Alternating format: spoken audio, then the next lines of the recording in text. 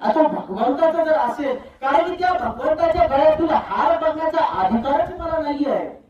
हा अधिकार किती अवघड आहे.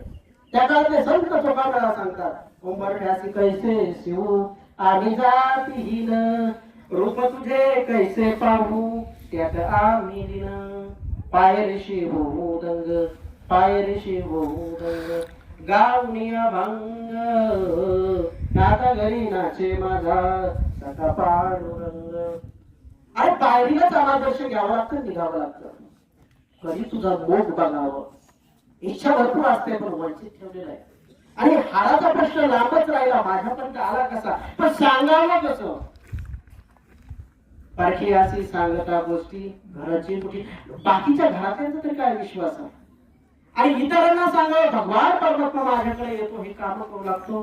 झालं लोट करी जनी, झालं लोट करी जनी.